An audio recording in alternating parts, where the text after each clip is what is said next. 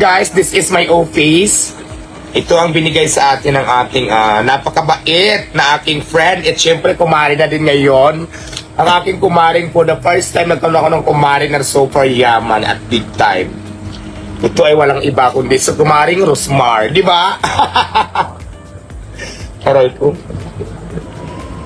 At lahat ng transaction bayad, dito mapupunta sa akin para alam ko ha. Kung ano-ano mga binabayaran nila if ever, kung meron man dyan. Pag nandito ako ha, may mga deliver dyan, mga bubayad para na mamonitor kung ano ba itong mga binabayaran. Okay. Tapos ballpen papel, asan na yung listahan? Yeah. Yung ballpen sa kapapel doon na hawak mo. Ballpen? Ballpen sa kapapel? Oo. Ayan, ito na po yung bahay. Ito na po yung sinasabi ko na bigay sa akin ni Madam Rosmar. Napakalaking bagay nito para sa akin kasi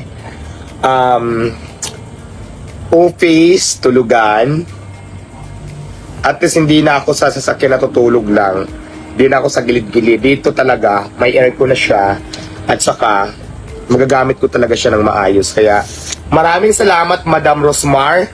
Ay, kumaring Rosmar na pala. Napakabait mo. So, akala nila talaga warla ka, pero in real life, mabait talaga siya. Binigyan pa rin ako ng aso, mamahalin, nandoon, alaga ko siya. Iniisip ko kung paano ko papuntahin dito yung aso. Alam nyo guys, may nakikita akong mga videos na minsan hindi ako nagpapapicture. Guys, hindi naman sa pagmamaldita, minsan talaga busy. Tapos minsan pagod na. Kaya sorry, kasi tao lang din naman tayo dahil hindi naman tayo robot, di ba? Napapagod din ako. So, yun. Tapos kahapon pa, nagpabunot pa ako ng ipin kasi nagpapayos na ako ng ipin ngayon. Pinapa-improve ko na yung aking teeth. So, super bunot, super sakit hanggang ngayon. Buti na nakapag-explode pa ako eh. So ito guys, ito pala, binigyan niya rin ako ng mamahaling kama ni Madam Rosmar. Ayan o, tapos yan ang office. At syempre, meron akong kasama doon. Ayan. Ganda diba? Ganda siya. Ganda ka. Ganda. Tapos syempre may aircon. Diba? Thank you so much Madam Rosmar. Na-appreciate ko po ito. Dahil binigyan mo ako ng napakagandang tulugan, kama na napakalambot. Siyempre, para hindi ako mainitan, hindi ma-stress yung fresh kong beauty. Kaya may aircon ako doon. Tapos, siyempre, may upuan din ako dito. Ito na rin yung table office ko. Diba, Shala? So, lahat ng ito ay bigay lang po sa akin na hindi po ito binili. So, maraming salamat kay God dahil hindi niya ako pinapabayaan.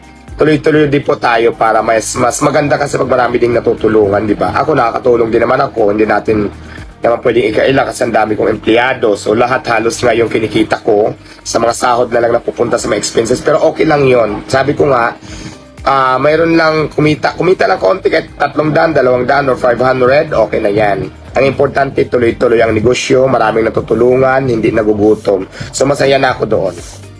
Ang tunay na success ng isang tao na niniwala ko ay maging kontento kung anong mayroon ka. Yun yung tunay na success. Definition ng success na pagkakaintindi ko.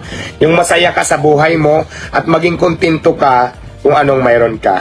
Yun ang tunay na success. Tama ba ako guys? Mag-comment lang yes kung tama.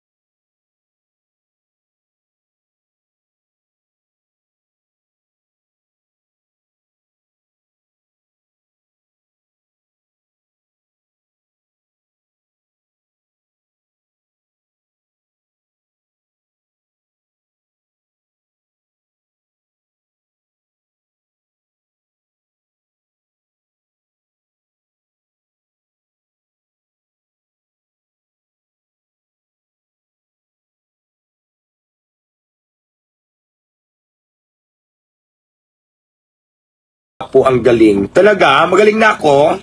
Uy, patag naman ako, hindi ko pa napapanood yung acting ko sa Batang Quiapo.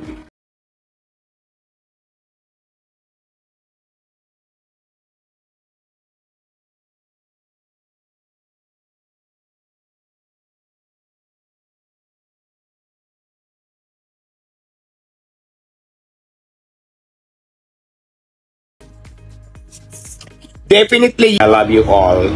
So yun lang, happy morning everyone. At syempre gusto ko lang din pasalamatan yung mga taong walang sawang sumusuporta sa akin. Doon naman sa mga hindi ko nagbibigyan na makapagpa-picture, wag po kayo magtanim ng sama ng loob kasi minsan po talaga busy, ang dami kong iniisip, tapos nagtatrabaho ako, sasabay pa, so hindi ko na po magawa yung trabaho ko bilang isang negosyante dahil nakaharap na lang sa camera. Pero tulad ng sinasabi ko, may time po tayo para sa picture, sa vlogger interview. Ngayon kung na-timingan mo, hindi ako picture sa'yo, nagkataon lang po na busy. Nakikita ko kasi dito sa Facebook, ang dami-dami kong na-snap, yung hindi mapagbigyan. So, ang daming asama ng dating. Pero nasa inyo naman yung kung ganyan ang interpretasyon nyo. Pero hindi po ganun, ha? Pasensya na sa hindi nabigyan na pagpapicture. Sobrang busy lang din. Tao lang din ako at napapagod. Diba? Yung robot ka, minsan nagkakaroon ng aberya. Tao pa kaya. So, yun lang naman. Humingi lang ako ng paumanin doon sa mga taong nag-effort. Sabi nila na malayong lugar pumunta dito para mapag-picture. Ay, minsan naman nagkataon na busy. So, pasensya na.